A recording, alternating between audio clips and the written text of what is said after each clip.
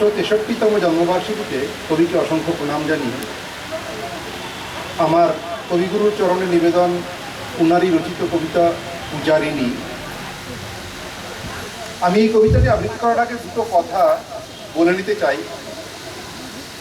বিশেষ করে এই কবিতাটির সমসাময়িক প্রাসঙ্গিকতা নিয়ে। কবিগুরু এই কবিতাটি রচনা করেছিলেন আজ থেকে 125 বছর আগে।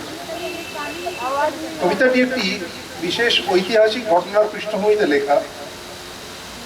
কবিতাটির সারমর্ম হচ্ছে অন্যের ধর্মের প্রতি বিদ্বেষ এবং অন্যকে তার ধর্মের উপাসনা না করতে দেওয়া, যেটা আজকে কতটা প্রাসঙ্গিক আপনারা সবাই জানেন। কবির নিজের কথায় ধর্ম নিয়ে পশুতা,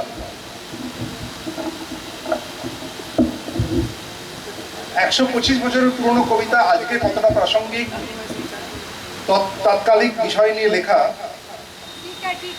এই প্রসঙ্গটি বলে আজকের কবিতা আমি আবৃত্তি করতে চলেছি। কবিতা পূজারিণী।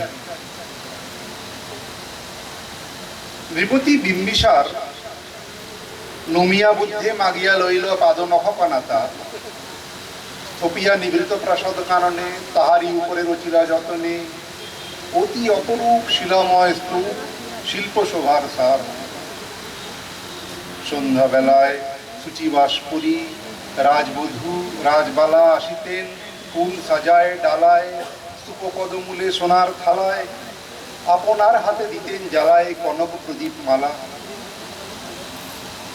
অজাত শত্রু রাজা হলো যাবে পিতার আসনে আসেন, পিতার ধর্ম শোনিতের স্রোতে মুছিয়া ফেলিল রাজপুরী হতে, সপিল যজ্ঞ অনল আলোতে বৌদ্ধ শাস্ত্র রাশি। কহিল ডাকিয়া অজাত শত্রু রাজপুরনারী সবে, বেদ ব্রাহ্মণ রাজা ছাড়া আর কিছু নাই ভাবে পূজা করিবার, এই কটি কটি কথা যেন মনে সার, ভুলিলে বিপদ হবে।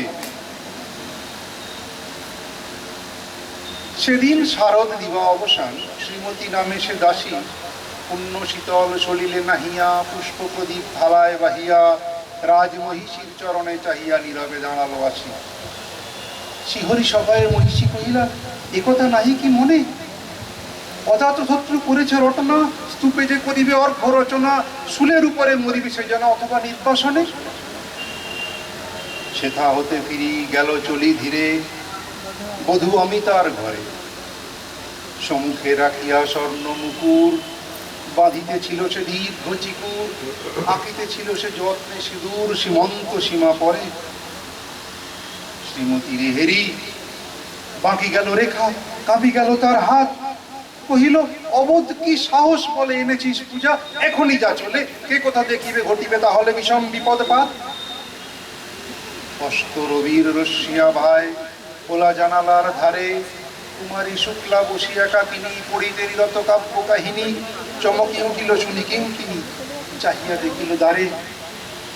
শ্রীমতী রে হেরি পুঁথি রাখি ভূমে দ্রুত পদে গেল কাছে, কহে সাবধানে তার কানে কানে, রাজার আগে সাজি কে না জানে, এমন করে কি মরণের পানে ছুটিয়া চলিতে আছে। দ্বার হতে দ্বারে ফিরিল শ্রীমতী লইয়া অর্ঘ্য থালি, হে পুরবাসিনী সবে ডাকি কয়, হয়েছে প্রভুর পূজার সময়। শুনি ঘরে ঘরে কেহ পায় ভয়, কেহ দেয় তারে গালি। দিবসের শেষ আলোক মিলালো নগর সৌধ পরে, পথ জনহীন আধারে বিলীন, কলকোলাহল হয়ে লক্ষ্মী, আরতি ঘণ্টা ধ্বনিল প্রাচীন রাজ দেবালয় ঘরে। শারদ নিশির স্বচ্ছ তিমিরে তারা অবন্য জলে, সিংহ দুয়ারে বাজিল বিষাদ, বন্দিরা ধরে সন্ধ্যার ত্রাণ, মন্ত্রণা সভা হলো সমাধান, দাড়ি পুকারিয়া বলে। এমন সময় হেরিল চমকি প্রাসাদে প্রহরী যত, রাজার বিজন কানন মাঝারে, স্তূপ পদমূলে গহন আধারে, জ্বলিতেছে কেন যেন সারে সারে প্রদীপ মালার মতো।